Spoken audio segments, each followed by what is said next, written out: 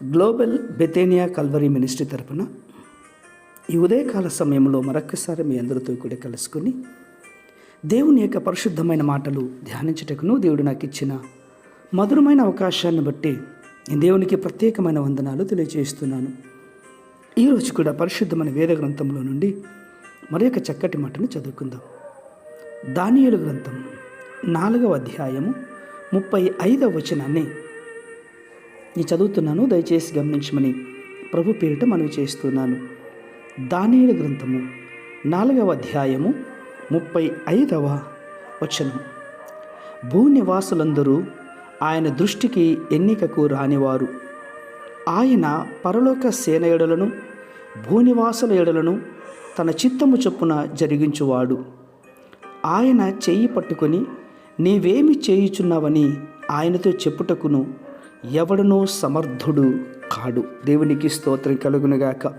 అవును ప్రియులారా, నెబుకద్నెజరు బబులోను రాజు తన దేశమంతటి కూడా తన స్వయం చిత్త ప్రకారంగా జరిగించాలని తలంచుకున్నాడు.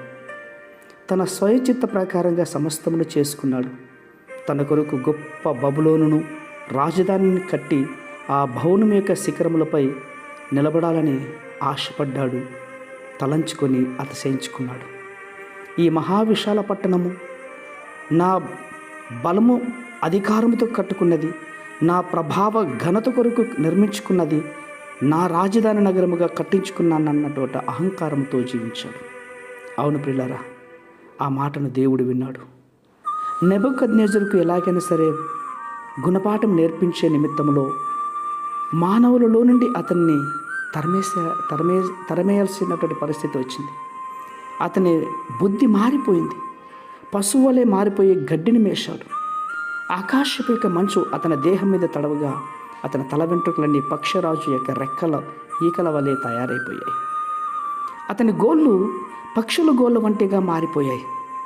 అవును, మానవ చిత్తం వట్టిది, వ్యర్థమైనటువంటిదని ప్రభు అతనికి పాఠంగా బోధించాడు. నెబుకద్నెజరు దేవుని యొక్క చిత్తంను తెలుసుకునే వరకు దౌర్భాగ్యమైన జీవితాన్ని జీవించాల్సి వచ్చింది. అతని బుద్ధి తిరిగి మానవ బుద్ధిగా మార్పించడానికి కోసమే తన స్వయ చిత్తమును వదలవలసినటువంటి పరిస్థితి కూడా అతని జీవితంలో ఏర్పడింది. పిల్లారా గమనించండి, నేను అన్నటువంటి అహంకారము నా వలనే జరిగిందనే స్వయం చిత్తం కానీ ఎప్పుడు మనకు ఉండకూడదు. ప్రభు తన చిత్తమునే మన జీవితంలో నెరవేర్చే వరకు కూడా మన జీవితాలని ఆయనకు అప్పగించుకోవాలి. అప్పుడే మనం జీవించగలుగుతాం. అప్పుడే మనుషులుగా గుర్తించగలుగుతాం. ప్రేమ నమ్మకమైనటువంటి మా ప్రియ పరలోకపు తండ్రి, నిజమేనైనా నీవు సమస్తమునకు ఆధారము, సమర్థవంతమైన దేవుడువు.